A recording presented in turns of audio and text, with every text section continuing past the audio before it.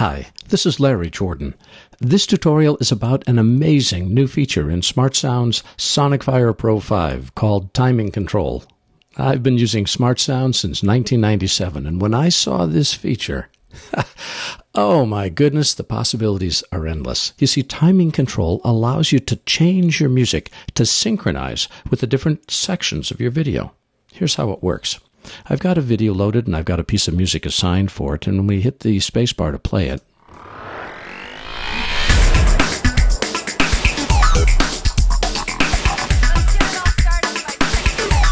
well, there's certainly no doubt the music has got energy. But when our talent comes on camera, not only is the music not changing, it's really in mid-theme. And I want to have the music reflect a change because my talent is on the screen. One way we could do this is to use spotting control and pick a piece of music where the beat structure aligns with our video. Timing control, though, is much more powerful. Here's how it works. Select the music, go over to the Properties window, and turn on Timing Control. The secret to the success of SmartSound is that all music is divided into blocks, and you can see them down here in the bin window. They take a look at all the different elements that make up the music, and then they shuffle these blocks around to make the music run whatever time is necessary to meet your needs. Well, these blocks are indicated by these segment markers right up here.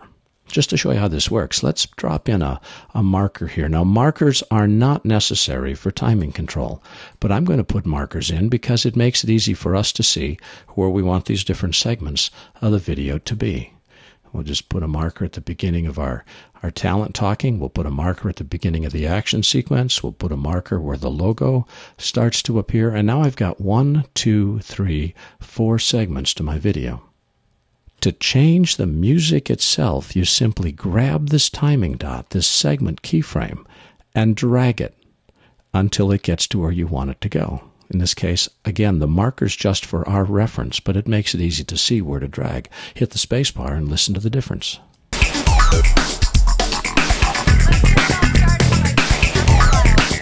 Did you hear that bass guitar kick in just as they started talking? I mean, we've changed the music and changed the instrumentation. It's amazing. Watch this.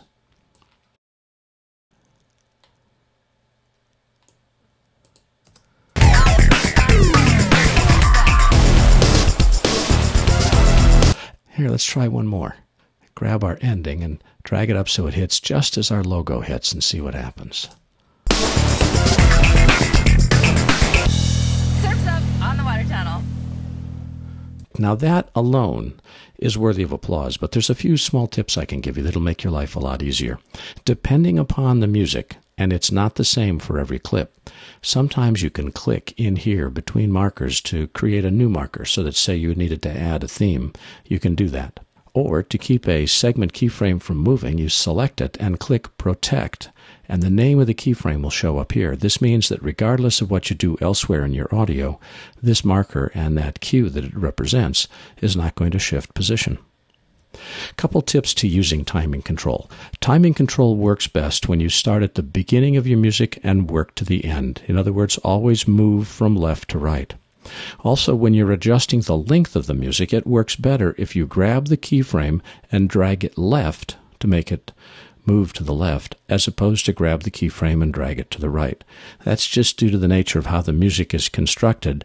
Moving left is better than moving right. So you start at the beginning and go to the end, and grab your markers and try to drag your markers to the left. Also, you see these vertical lines. These represent the measures of the music, the main beats. Aligning your keyframes works the best when you can make sure that they're properly aligned with these beats. Dragging in between the beats, and it'll be witnessed. For instance, here we've got a small problem. Notice how these two lines don't perfectly overlap. Well, we can probably fix that by just tweaking this and dragging it just a bit to get these lines to measure up just a little bit better. It will make your music sound better. And one more secret tip, watch this. I'm going to drag my playhead over to this marker right here and setting a mood map keyframe. Let's move it to the second marker, set a mood map keyframe. Click on this section and change the mood to dialogue so it ducks under. With this section selected, let's change our transition time to 0 so it cuts and we also cut to our talent. And now let's take a listen to the difference when we take advantage of timing control and mood mapping.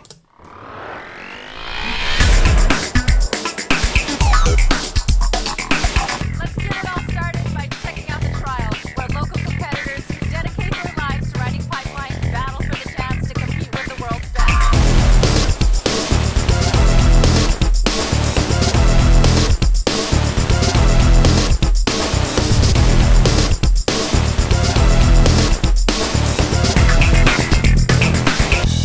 Surf's Up on the Water Channel.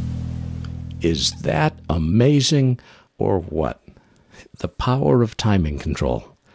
In SmartSound Sonicfire Pro 5. My name is Larry Jordan, and thanks for watching.